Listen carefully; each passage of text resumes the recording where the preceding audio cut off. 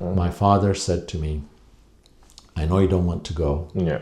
but someone has to survive from this family. And he was very serious about this. Yeah, I would be too. So he and I left with really not wanting to leave, but also knowing that I was fighting with an expired dream. All equipment was taken away with no compensation. Oh my. And I remember as a 12-year-old, maybe not even that, maybe as an 11-year-old thinking about this, and no, as a 12-year-old thinking about this and thinking he's going to be very upset because that was his life. Hello everyone, today we're very excited to have Aklilu Mulat. He is the Executive Vice President and the Chief Financial Officer of Trinity Western University. Welcome to the show. Thank you for having me. Yeah, thank you to be here. First, I found a very interesting thing. Actually, I just learned it. You were born and raised in Ethiopia. And it's an interesting naming custom for Ethiopia. They don't have a family name like the Asian or the Western sense. Instead of their full name consists of their given name, which is your first name, followed by their last name. Actually, you would have your first name, then your father's first name, or your maternal grandfather's first name. That's correct. Yeah. That's correct mostly. Correct mostly. Mostly. So yes, we do not have last names. Okay. So we use the first name of our fathers as our last name. Yes. But really, we're not calling it last names. We're just calling it Aklilu, the son of Mulat, is really the convention. But we don't say the son of, but that is how it is understood. Oh, Mulat's son is Aklilu, so Aklilu Mulat.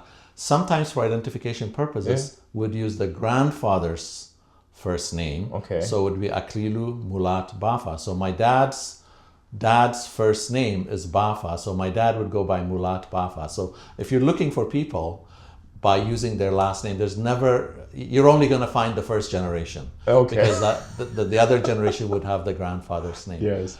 Instead of a family name, what we have actually is clans. Clans are very close to what would be a family name. So, in the Scottish sense, you say, I am MacLeod of the clan MacLeod. Yeah. So that would be a fairly similar thing in terms of clans. Clans tend to be descendants of the same paternal father. Okay. But yes, you're right. We just use first names of your own and your father's first name as your identification. So just to say, so your father's name would be Mulat. That is correct. That would be correct, right? Yeah. And your father and mother is very instrumental in your life, as well as all your siblings' life. How many siblings you have? There are 7 of us in our family. Okay, Yeah, there's 7 of kids, us. yeah. Okay. And your father was the leader of the biggest Protestant church in Ethiopia. I really hope I say it correctly. It's Khaled Ewart. That's the church name. Correct. Yeah. Yeah. But in the beginning, what area he was studying in university when he was in the United States? Yeah. So my father came from a very small village in southern Ethiopia. He had the opportunity to be selected as one of 7 young people between the ages of 9 and 12 to do elementary school in a place very far away from where they're from. And a Canadian was actually quite instrumental in having this happen, because this person was an advisor to the Emperor of Ethiopia at the time in education. Oh wow. This Canadian by the name of Robert Thompson later became a Canadian politician, was instrumental in the formation of Trinity Western University, not a founder, but in its formation in terms of its legal standing and its accreditation. And there's a building named after him at Trinity Western University. He later on ended up being my father's mentor. In any case, my father had education in an elementary school in a town called Jimma in Western Ethiopia, and later in a high school in Addis Ababa, in a high school called Dagmai Minilik, named from a former emperor of Ethiopia. And then after that, he went into work in healthcare, in public health. And at that time, he was trained as a public health officer, but received a scholarship to go to the U.S. Oh, wow. to study to become a chiropractor. He studied in Iowa in a school called Palmer School of Chiropractic, now Palmer College of Chiropractic in Davenport, Iowa, and that was in the late 50s. Wow. And went back to Ethiopia, continued to do study and work in public health, and ended up working in leprosy control as a public health officer in southern Ethiopia. So he ran 74 clinics in which leprosy patients were being treated in 4 provinces in southern Ethiopia. This was out of a hospital that was built by SIM, of which again Dr. Thompson was instrumental in building in a town called Shashamane.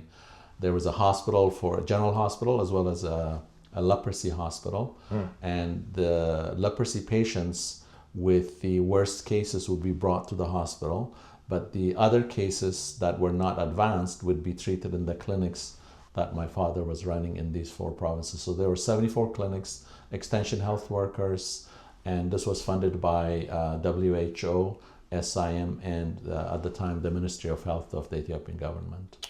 Wow, actually, I think he must be very exceptional to have all this opportunity to go away. But in a sense, when he get back from the US to Ethiopia, in your memory, and what do you think? And I think he also say it too, if I think of it. What do you think he was really trying to achieve when he come back? Well, my father was a very enterprising person, quite an entrepreneur.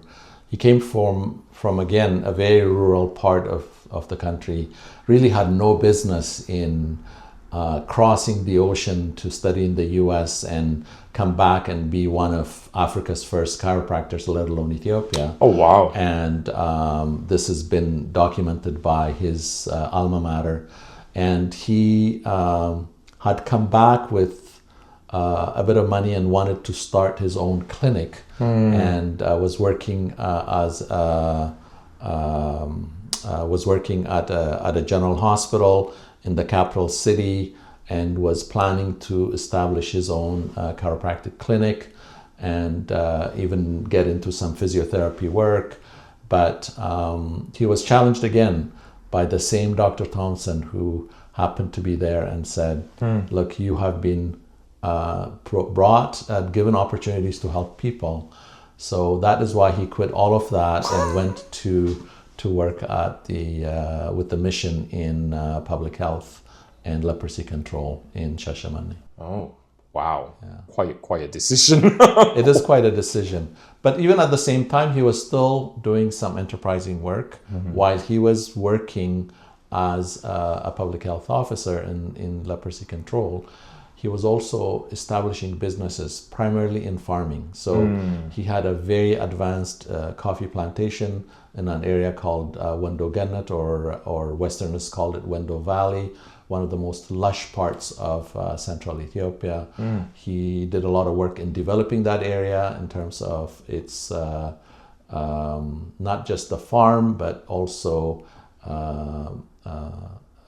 hot spring that was available there, and building a pool that has now become a resort area, because there was also an adjacent property that was owned by the royal family where there was a palace which has been converted into a hotel and a resort now.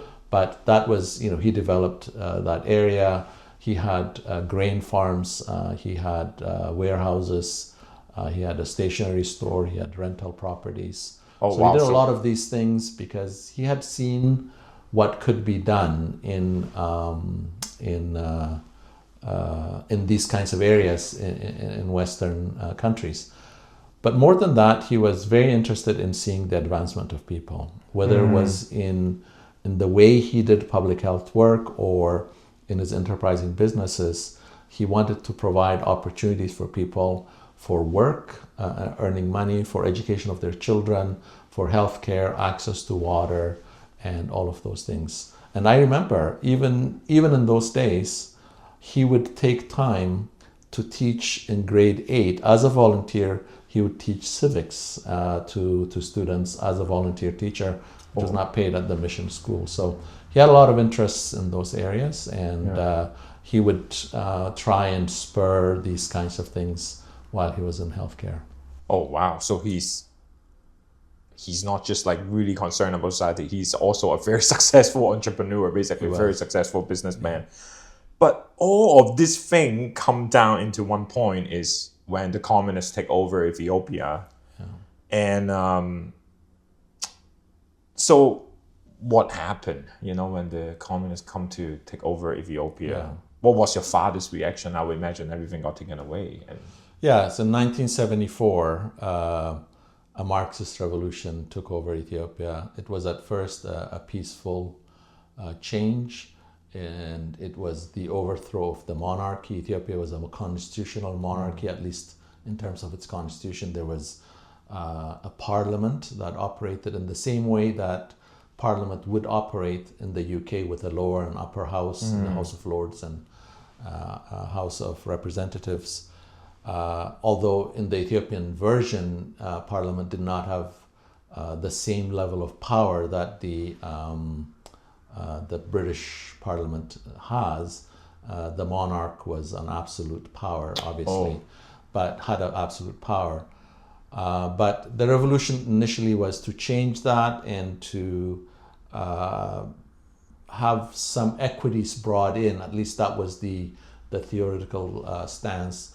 But somehow, somewhere, that revolution became a communist movement, and it became a violent movement. Ooh. So that happened in 1974.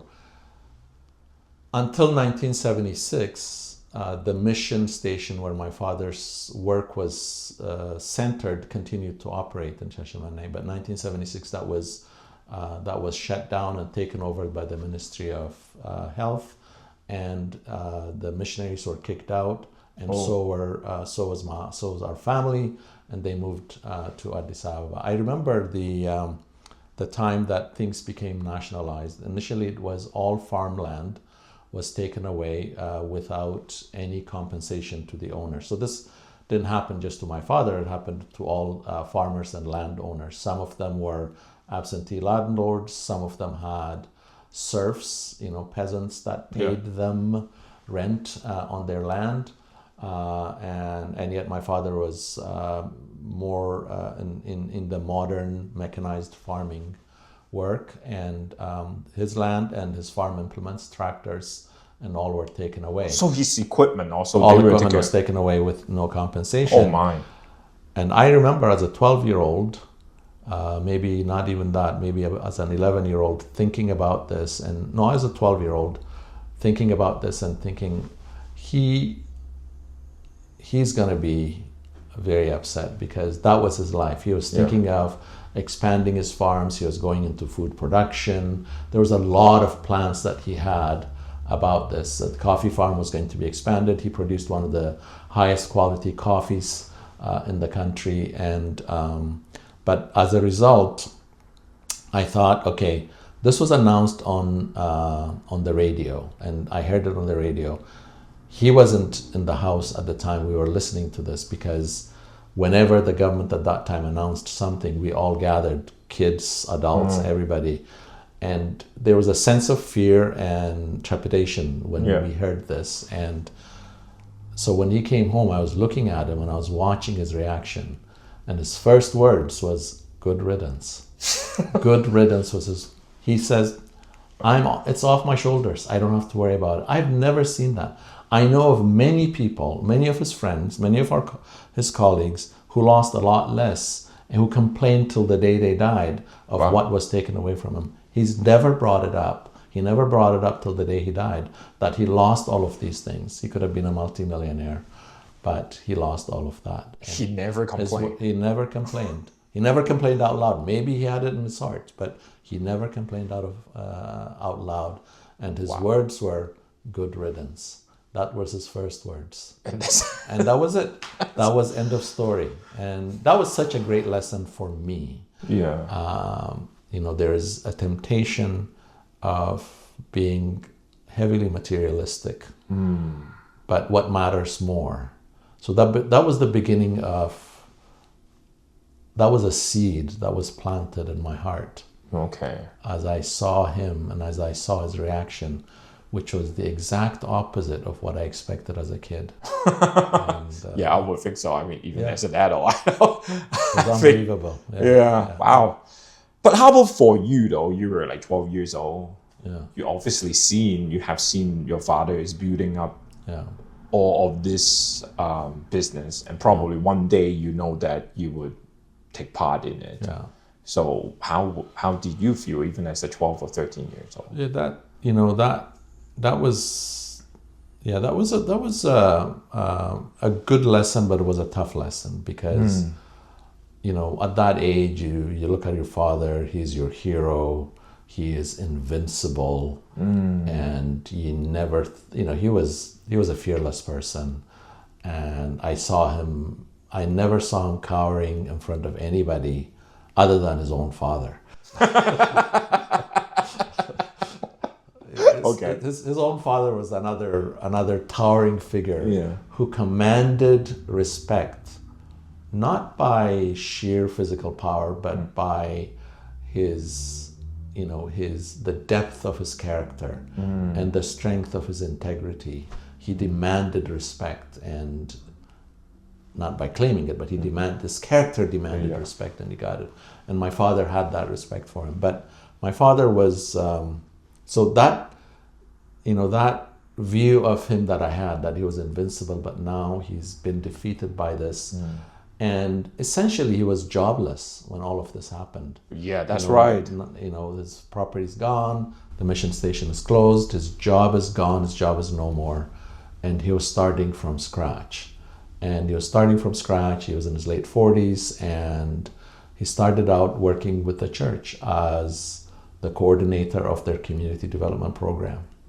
And that was, we went from having several houses, a vacation home, several cars, to living in a rental house, crammed together, a large family in the capital city. And that was a very tough thing to have. And he had 2 kids in boarding school, which he had to pay extra for, and now he's relying only on a small salary that he was receiving for the work he was doing from the church. But he transformed that work as well. So he went into it full force. He grew that community development program, by traveling around the world. That was the years after Ethiopia's first famine of 1974, which actually is what had prompted the movement and had sparked the revolution that overthrew the emperor.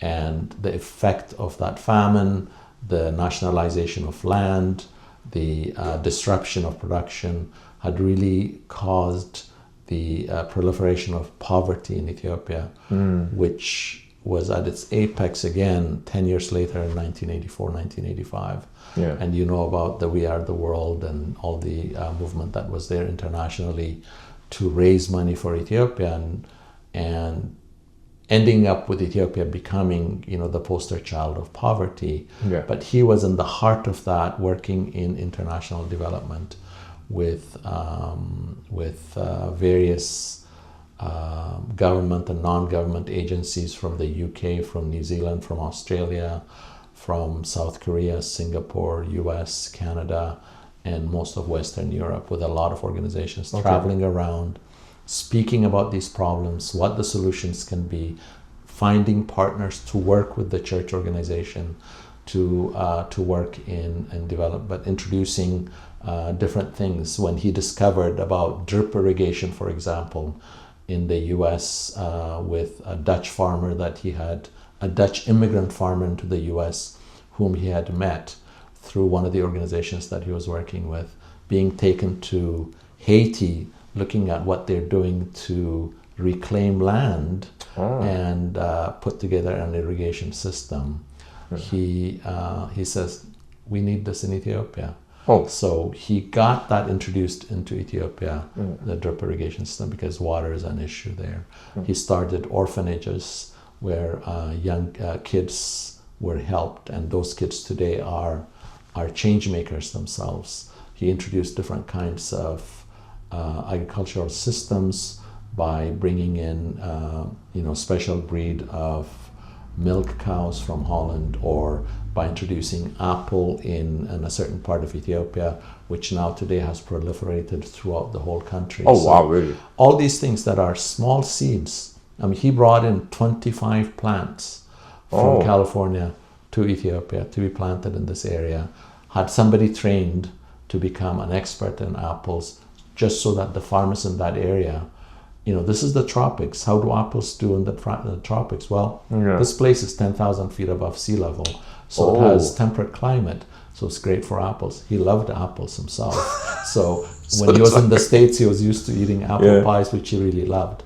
So, but he knew that apples could generate money. They could be cash crop for these farmers, and they could be rich. And that was what happened in that area for those farmers. And it became a blessing for the rest of the country. So what I saw from him is not just that he lost all of this and he saw that as a defeat, but he actually used that opportunity to rebuild and regenerate and again change the lives of millions of people in Ethiopia. So, I mean, I'm looking at this in retrospect, but even then I was seeing resilience, and somehow inside of me, his resilience was planting a seed and becoming kind of a great example for me to follow.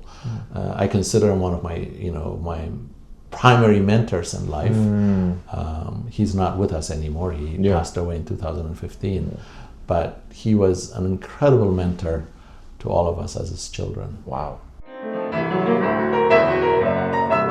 This episode is brought to you by JW Music Studio. From our conversation with Aklilu, we reminded that true leadership begins with character. Likewise, a music teacher's role goes beyond teaching notes and technique.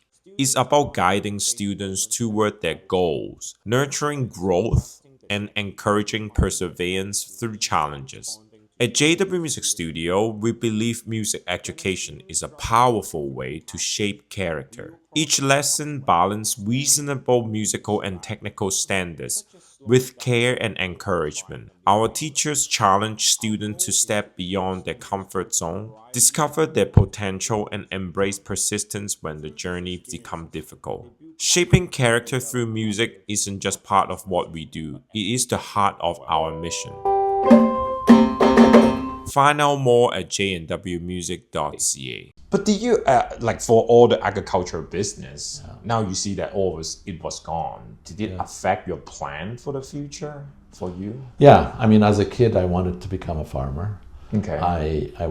There's a highly regarded agricultural university in Ethiopia, which was a partner of the University of Oklahoma. Actually was maybe even started by University of Oklahoma, and it had produced many top agricultural scientists in the country. Some of them are my friends, but as a kid I wanted to study there and come back, take over my father's farms, improve mechanized farming even more, go into food processing and food production, because I knew that it was possible to make a difference in these things. And I knew scientific farming or mechanized farming would be a solution for the country. So that was my dream as a kid. I mean, a lot of kids want to be doctors or pilots or other things, but that was my greatest dream as a kid. So that dream was shattered. Yeah, it was gone. And was gone. Yeah. Just at that moment.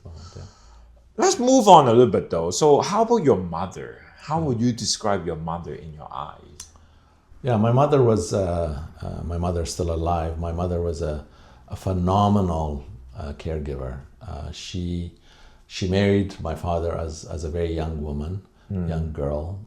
She was in her teens, and she was in school still. She was in, I think, grade 7 or grade 8, an older gender. Yeah. In those days, they didn't have opportunities to start school early, but she was very keen to learn. She was keen to learn English. She was keen to learn how to drive. She was keen to learn a lot of techniques. So when we lived down country, my father was away most of the time because there were 74 clinics to look after. My mother learned to do a lot of things, including giving us shots when we had prescriptions, how to administer shots, how to administer a lot of medical care. She had some training as a midwife.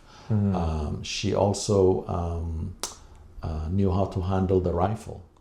And really? She had at one point, at the beginning of the revolution, there was a lot of riots, and people would come and want to attack your homes. The mobs would come, and I remember one time my dad was not home.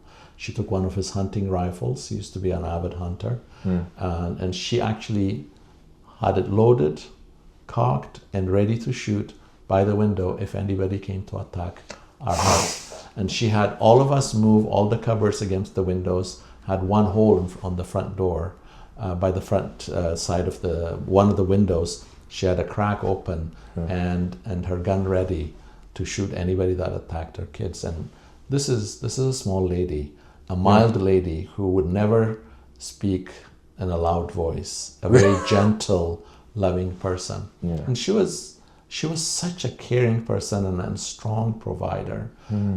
She was a phenomenal cook. She could cook Western or Ethiopian foods. And I remember in 1986 at Expo 86 in Vancouver, meeting a man that had worked with my father and a Canadian missionary who had worked with my father, coming from behind me and recognizing me and talking to me. And he's saying to me, "I've never had lemon meringue pie like your mama baked." I mean, that was kind of her range of caregiving. Our home was a home that was almost like a hotel. People stopped by, stayed the night. There was lots of farm produce that they helped themselves to, whether it was grains or coffee or vegetables or milk or whatever. And they would leave after a couple of days with a car full of agricultural produce that our parents produced. So my mom was a great person in terms of providing hospitality, a woman of prayer, a strong woman of prayer, and a person that gave up her education so she could look after 7 children. So some of her classmates went on to become professors. One went on to become Minister of Health many years later. And in fact, the one that became Minister of Health was my mom's maid of honor when my mom got married. And they were schoolmates, they were classmates in school. So she decided to stay home and look after her children. And of course, all of her children became productive, contributing members of society as a result of what she provided to the kids. But at the same time, it sounds like she has a strong character too. Otherwise, it would be very difficult for her to have a chance to have education, even though at that time. Right? Yeah, she was a person of strong character. She was at a disadvantage in that her husband was a man that had traveled across the ocean to study in the West in the late 50s. They were married already at that point. So she stayed there with one child, my older sister, by herself for 4 years until he finished his education and came back. She did not have the kind of exposure that he had of seeing the entire world, fluently speaking English, and she didn't really speak English that well, and she'd be not part of a lot of the interaction that they had with foreigners, but she nevertheless hosted with incredible elegance and grace, while she was not necessarily party to these conversations. So she is and was a woman of incredible character, incredible strength, inner strength that she has passed on to her children as well. Wow. Okay. So when the communists take over, you explain a little bit. So socioeconomically, certainly affect your family. You have to move away from where you were, and essentially your father is jobless. But how about spiritually? It was actually a time of incredible transformation within our own family. My father was already engaged in the church leadership at the time, the church, the Aklilu Church, was a church that was established by a mission called SIM now. In those days, Sudan Interior Mission. They don't use that longer name anymore. They just use SIM. In fact, they refer to themselves as SIM Mission. They're one of the larger missions in Africa at the time. So they were in West Africa, in Ethiopia, in the Sudan, and some other countries as well. The church was referred to as the SIM Church of this region, SIM Church of that region. So it did not have a national identity. Sometime around 1968, there was a conference and a meeting that was held at our own mission station, and my parents were hosting that meeting. And the people would have meals at our place, and I could hear. I was just a little kid of 7 years of age, and I would hear them talking about these things and the dream that they had of forming a national church. And they didn't even have the term Aklilu Church at the time. They just wanted to talk about forming this national church so that they could be, they could have an identity and they could have a voice together. They could do work of evangelism and social work together as a church. And he was quite engaged in that. He was not in any leadership role at the time. He may have been on the board of the local church, but the local congregation. But when this happened, the church had already been formed together, and my father was on the national board, but was not in any specific leadership role. Our home, of course, we are a Christian home. We were active in church. We were active in church activities, and we lived the lives of believing Christians.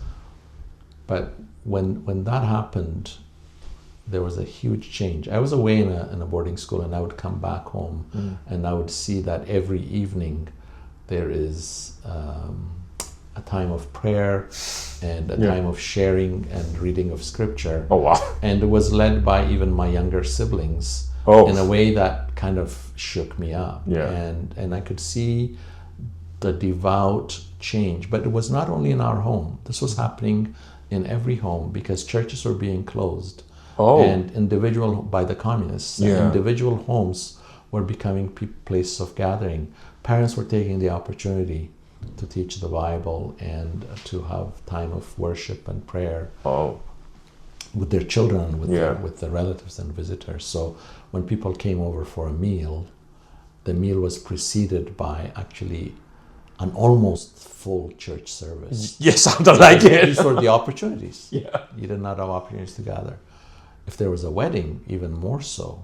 Because they would have a gathering, and then they would use that opportunity to share the gospel for the non-believers and everything like that. So that change happened not only in our home, but in society as a whole. But our home became very committed to ministry and to service, and my father became much more so engaged in church work and in commitment. So.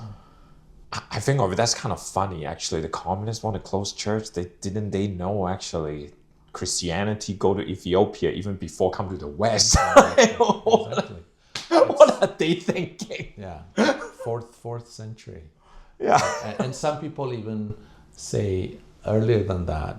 With the Ethiopian eunuch that came to Philip, right?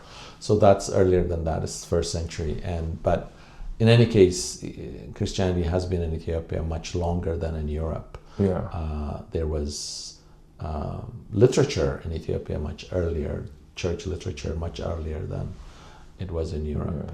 I mean, albeit a different denomination than us as Protestants, but Christianity is just the same, nevertheless. So, but they still try. They still tried, but it helped multiply the church.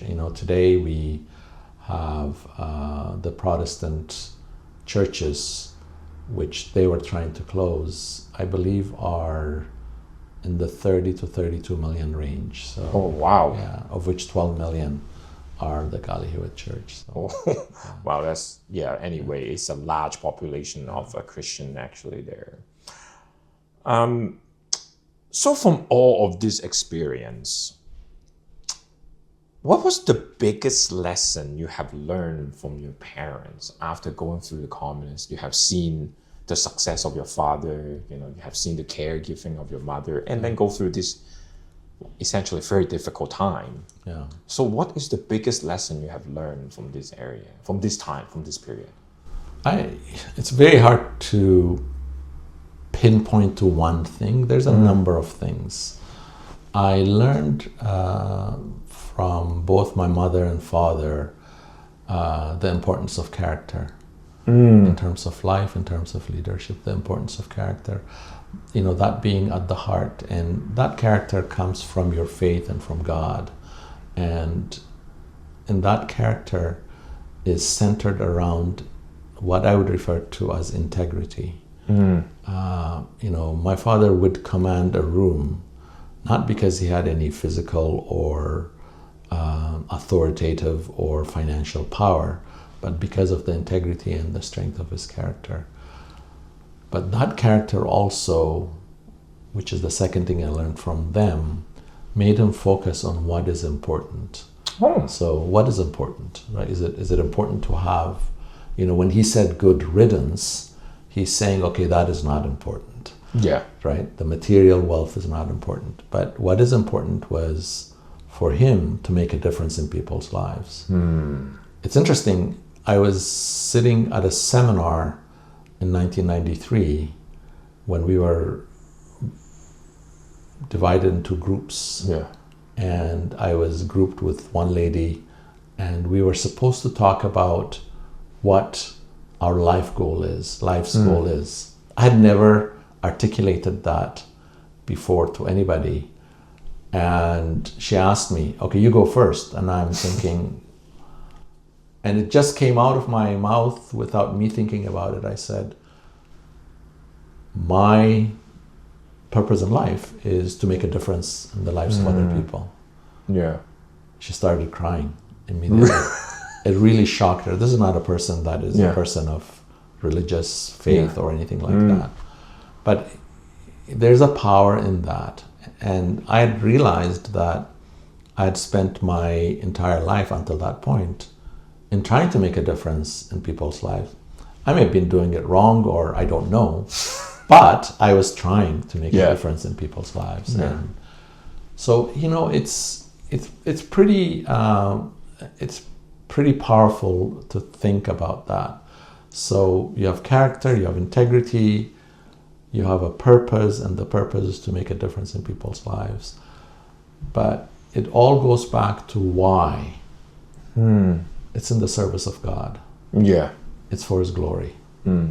Because it's not for your financial gain, it's not for popularity, it's not for your name, but it is in the service of God. So I'm a CFO. Yeah. And, finances, at the heart of what a CFO does, amongst other things.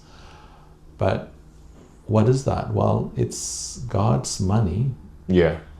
It's God's materials. It's God's people. So what do I do to be a good steward in looking after God's money? So when we talk about effectiveness and efficiency, it's not driven by greed and money grab. It's driven by using the responsibility or discharging the responsibility that God has bestowed upon us in a way that honors Him by being good stewards of His resources.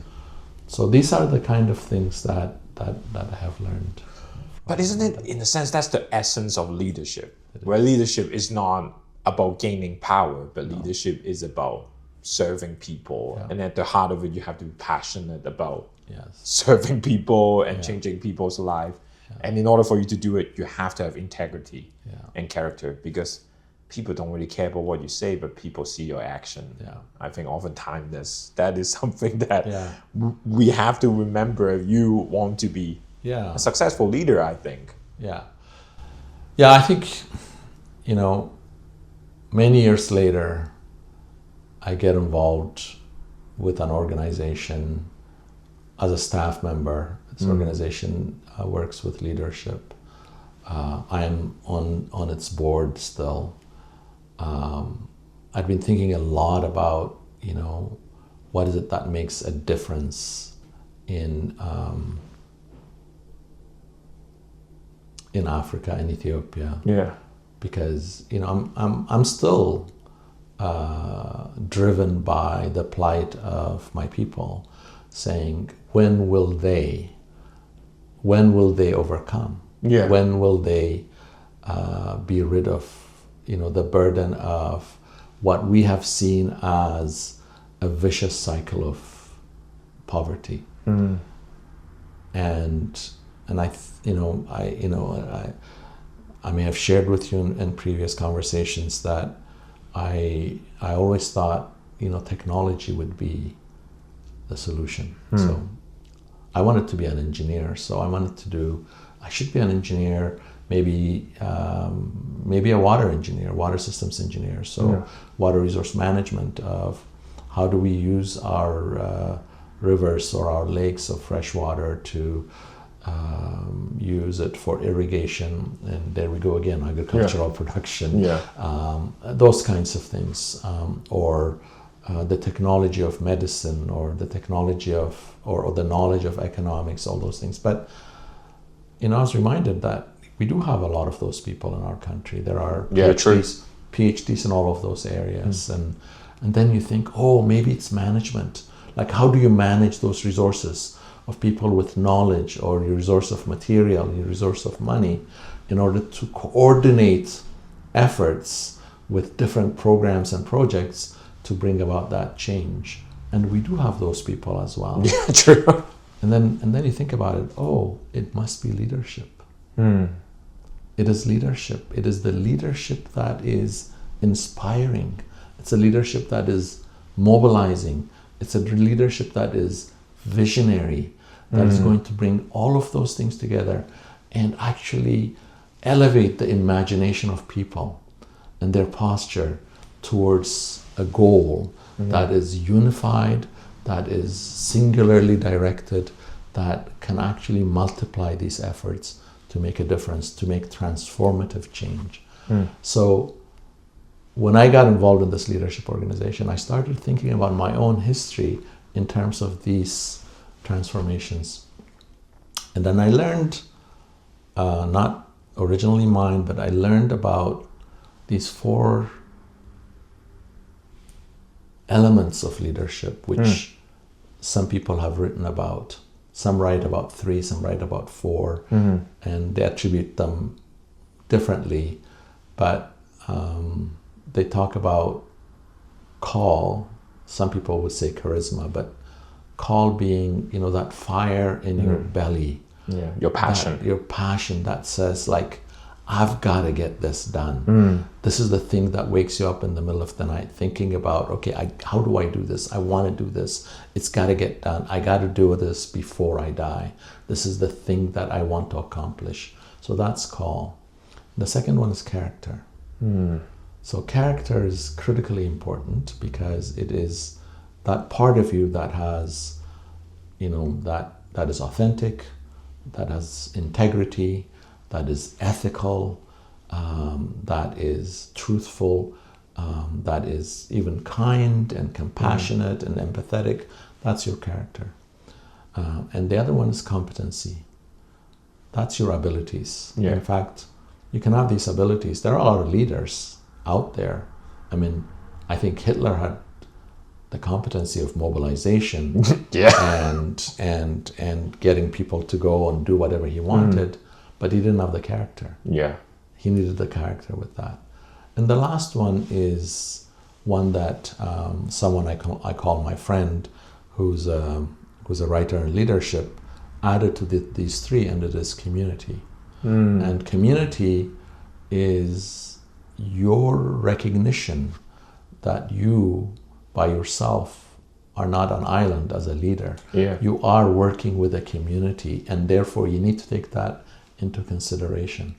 In fact, I come from a small ethnic unit in central Ethiopia, south central Ethiopia, called Kambata. And there's a saying in our ethnic group, in our own language, and I'll say it in that language, and it says, Manu manna ihano maninate. And you hear me repeating this word. The word is human being.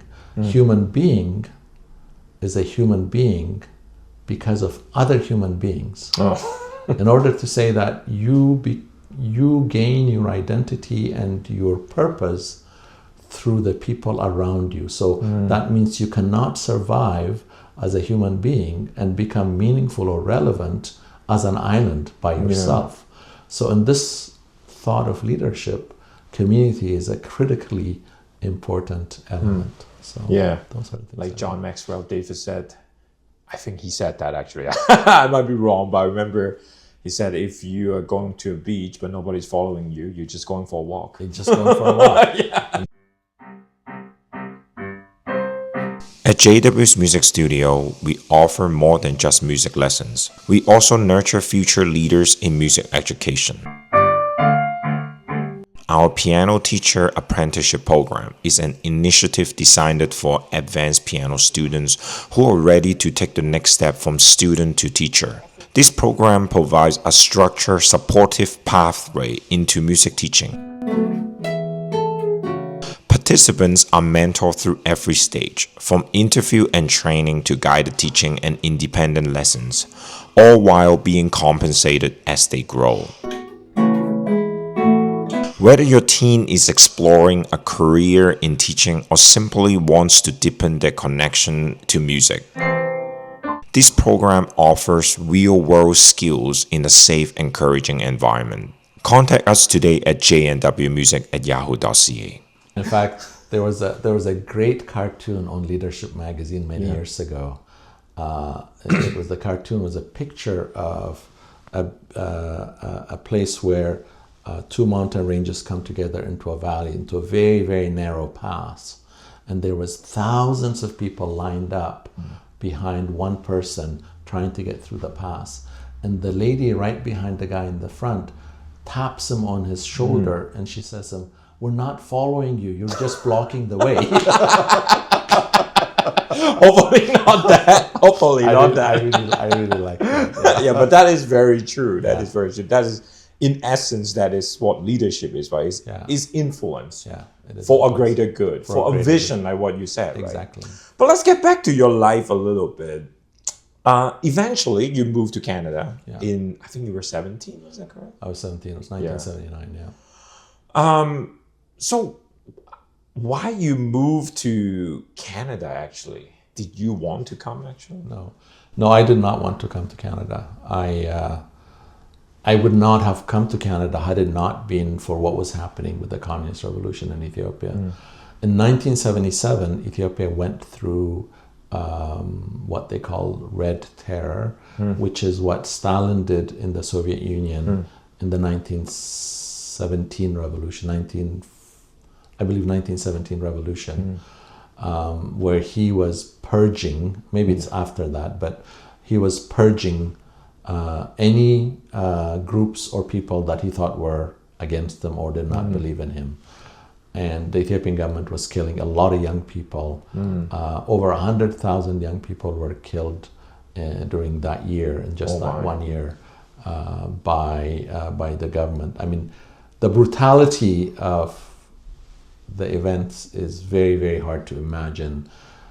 The brutality of the killers, even subsequent to killing children of the family, is even worse, where they would demand reimbursement for the cost of the bullet with which their child was killed, because he wasn't even worth that. So that, and families not allowed to bury their dead, which in our culture is one of the worst cruelties that you could impose on a family. In any case, between 1974, when the revolution started, in 1979, when I left the country, I do not recall of a single day in which I did not have a knot in my stomach, because I was so worried every day, because you had no idea why people were being arrested, tortured, or killed. Or just get nabbed. And it didn't matter what age you were taken away and you could be tortured and killed. And that is not just unique to, never happened to me, but it happened to literally hundreds of thousands of individuals in terms of arrest and torture. But because in 1972, I believe, Dr. Thompson had come back to Ethiopia to visit the emperor. And during that time, he also came down to where we were at the mission station. And he visited, because that was a mission station he started, to visit my family and other missionaries. And while he was at dinner in my parents' place, he said to me, when will you finish high school? I said, well, in 1979. He said, well, when you finish high school, write to me and I will arrange for you to have a scholarship. At that time, he had a fund that he ran called Scholarship Ethiopia, which benefited, I would say, somewhere between 20 and 30 Ethiopians to come to Canada and study, mostly at Trinity Western University. Okay. So I was one of 3 that was given that scholarship in 1979. My father said to me, I know you don't want to go, but someone has to survive from this family. And he was very serious about this. Yeah, I would be too. So he and I, I left with really not wanting to leave, but also knowing that I was fighting with an expired dream of staying in Ethiopia, becoming a mechanized farmer and all that, which was not going to happen anyway. But I had not accepted that, and yet I also knew that intellectually this is an opportunity that I couldn't pass up. But how did you feel though? How did you feel once you, after a while, when you come to Canada studying in Trinity, do you feel like a little bit down? Yeah, I mean, my first year was spent in me trying to keep up, adjust, learn, do very well, work hard. In my second year, I began to think, what am I going to do when I graduate? Oh, wow. Nothing became clear and everything became dark. I actually started rebelling. I fell into depression. I started missing my classes. I actually would go to Simon Fraser University, sit at a library, open up philosophy books and read philosophy books for an entire week and not attending classes. Not attend classes. I had 18 credit hours, 3 labs and all that kind of stuff. I ended up studying chemistry and math. Chemistry was never, ever my favorite subject. Physics was not an option as a 4-year program at the time. I especially hated organic chemistry, which involved a lot of memorization, which I never really liked. I liked computational things. And so it was a very hard 2 years for me. Finally pulled up my socks and finished, and at the same time simultaneously enrolled in a business program and was able to complete that in another 2 years, having transferred a lot of my electives from the other programs. So I did a BSc and a BA over a span of about 6 years. Then how did business and accounting kind of emerge? Obviously, like what you said, your dream is shattered. Yeah. Then how did this, how did business management and all of that come upon to your peripheral view, basically? Part of what I have analyzed post facto, really, I mean, I cannot say that I planned this forward because I started thinking about the importance of management, and I think so from technology to management. I also knew that I really loved dealing with people as opposed to being in the lab. And I knew that my love for at least something quantitative needed to be there. So I think if I had been a person that had sat down with an academic counselor who would give me a lot of time to discuss, I probably would have gone into economics, because that's really what interests me even today, because it has all of those elements of people, geopolitics, sociology, and computation, and so that would have been quite an interest to me, and development and all those things. But so I went into business under that thought of, okay, this management thing may be an area which would provide value to what I can contribute to society. Yeah. And then accounting came much later, Yeah. where I was in a job situation as a graduate of the business program, and I was asked to become the accounts payable clerk. And so in doing that, in doing bank reconciliations and all that, because I'd also taken high school bookkeeping, as well as some accounting courses in my business program, I realized that I had an aptitude for that, and I could do it. I'm not a natural accountant, although I could Really? I could do it, and I could teach it, and I've taught it. But I was advised by a friend who's an Ethiopian friend who was a chartered accountant from the UK, who'd used to work for Pricewaterhouse and came to Canada as an immigrant, ended up going into working for large financial corporations in Canada, but as a central, as an internal auditor. He had actually done the CIA designation, which is Certified Internal Auditor designation, and went on to work for the UN and retired as an Auditor General with the Peacekeepers. But he advised me at the time, this is in the late 80s, that I should really consider going into the CMA program, because he knew my interest in strategy and in management while doing the accounting piece. So I went into that and graduated in 1995 from it. So yeah, it's kind of interesting that you said that you're a natural accountant, because you have a CPA, which is a certified public accountant, and you also have a CMA, which is certified management accountant. I think now they just merge into CPA, that's why, right? That's where the CPA comes from.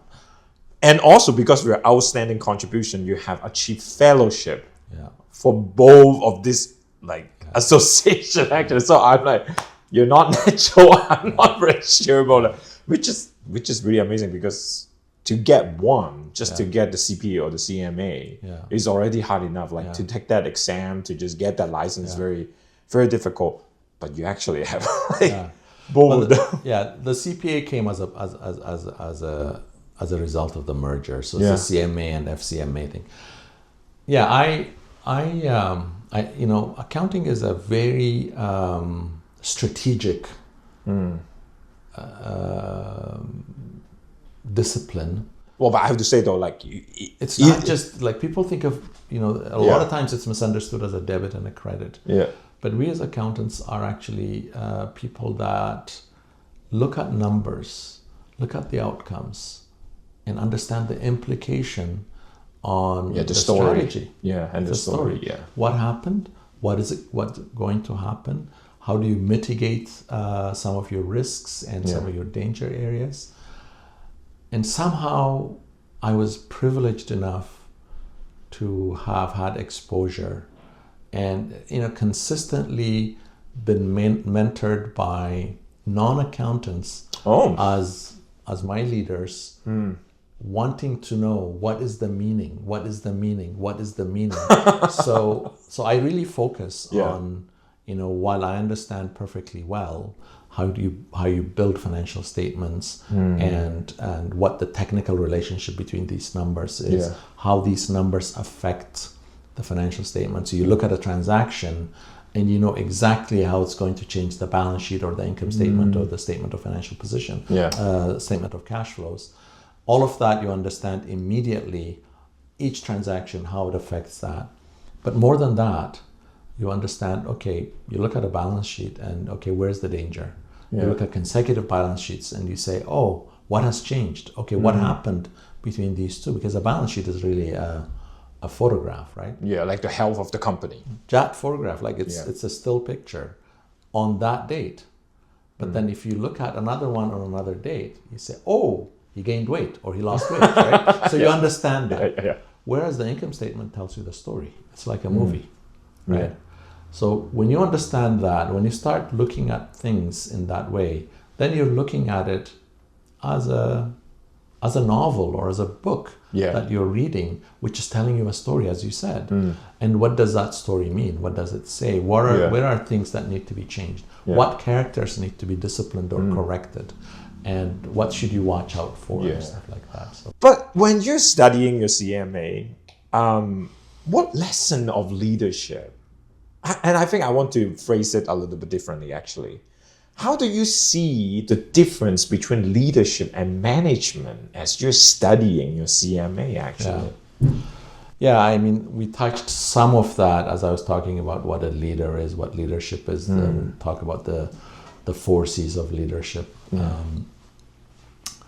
A manager, I mean, if I was to use 2 different words to describe a leader and a manager, and the difference is, and these are not mutually exclusive, but these are kind of, I see them on the same spectrum, one leaning to this side and one leaning to the other side. A manager leans towards execution. A leader leans towards inspiration or direction setting. Okay. So a leader is about the vision, mobilization, inspiration. So those are all direction setting and gathering people's, rallying people up about it. Of course, correction and all that kind of stuff. A manager is about implementation. So it says, okay, what are the operation plans? What do we need to do? Who needs to do it? How much is this going to cost? What resources are required? What is the timeline? All of those things are a manager's job. But a manager should also be a leader. Yeah. And a leader should also be a manager. So, but how much more? One is maybe 30-70, 70-30 kind of split. That's how I see the difference. But there are a lot of things that you can list in terms of, about leader and manager. I don't see them as, as binary. They are somewhat blended, with one having more concentration of one thing and the other one having a different concentration. So manager is more, I mean, if I was to, so my mind picture is a manager is more mechanical or mechanistic, a leader is more artistic and kind of narrative focused. So well, in a very simplistic way. In a very simplistic way.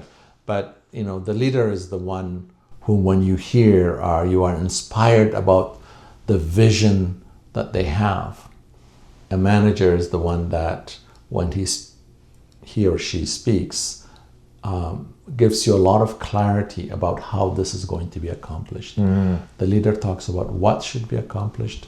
The manager works on how this should be accomplished and does it. So, oh, wow. Yeah. So at this point, you are the Executive Vice President and Chief Financial Officer of Trinity Western University. What do you see as your mission in this role? I talked about stewardship as being critically important. I'm charged with the resources of the university. I should work hard on what would be a good financial plan.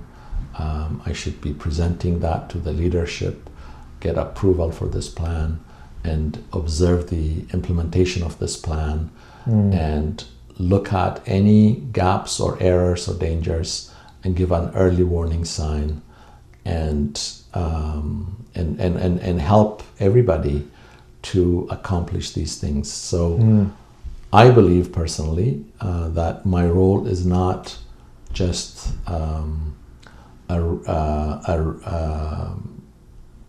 a budget police, but I'm more kind of a rail guard to make sure that people don't fall off the cliff. And also make sure that they get the resources that have been approved for them in a timely way, in an efficient way. that our buildings are available not only for the timeline of our work there, but also for the next generation. So work very hard in a system of maintenance, deferred maintenance, predicting and projecting what is needed in terms of what needs to be fixed. When does this building need to be painted? When does the roof need to be changed? When does the HVAC system need to be serviced or replaced? All of those things being part of what we do. How do we equip our people and culture team to have the right resources in terms of people, in terms of approved systems and policies to serve our employees well, so that we're taking care of our employees? How do we develop our benefit plan in the most efficient way, even though we may not have millions and millions and millions of dollars to do this, but with the resources we have, how can we give the most so that our employees are taken care of? Both developed, how do they grow, how do they develop as leaders themselves? Our IT systems. So there's a lot of things that I see that we can do. So my job is not to block the way. My job is to actually enable all of these things to go forward. In order for those to be enabled, we have to have healthy finances. So I got to make sure that our finances are healthy, and but not as a financial, not as a budget police. not as a budget police. As a budget rail guard. That's a big difference there. And I really want to ask one more question regarding to leadership. Was there a moment you realized that leadership wasn't just for people with titles, but for everyone? Yeah. Do you think that is the case? But why? Why is that? Yeah. It is interesting. Leadership gurus will talk about people with social capital or social influence, influencers in the back room or in other places. There are a lot of leaders, and these leaders are people who do not necessarily have the position, but have an incredible grasp of the mission of the organization with which they are working. And this person can be a custodian, or it could be a maintenance worker, or it could be an accounting clerk, but they have an incredible grasp of why they come to work every single day. And in the case of Trinity, it would be those people that understand that we are there to develop leaders, to educate, to equip young people for life, and they get that, and they do more than just what they're doing. They do more than fix the electricity in the dormitory, but they talk to the students and try to understand what they're dealing with and what pressure that they're facing. And I know of some of those people who have put together finances to help students who are struggling financially, or buying groceries for them. And these people are not people of position, but they have a clear understanding, or sit down with these students and hear their troubles and pray for them and encourage them. I think those are leaders. I think at the apex of leadership is leading to Christ. So it is those people that are led by Jesus. This is not mine. This is from Dr. Leighton Ford, who's the founder of Aero Leadership, who said that it is to be led by Jesus, lead like Jesus, and lead to Jesus. So by, like, to. And at the apex of his understanding of leadership, it is leading to Jesus. So there are those that understand that, and they don't have the titles, they don't have the position, and yet they are having an influence on hundreds of people's lives. Wow. Yeah. True influence. Yeah. Thanks so much. Thank you. Thank you very much. Thanks so much Jackie. for sharing your wisdom. Thank you. This I has been really a have learned blessing. a lot. I really have learned a lot. Thank you. Blessings. Wow.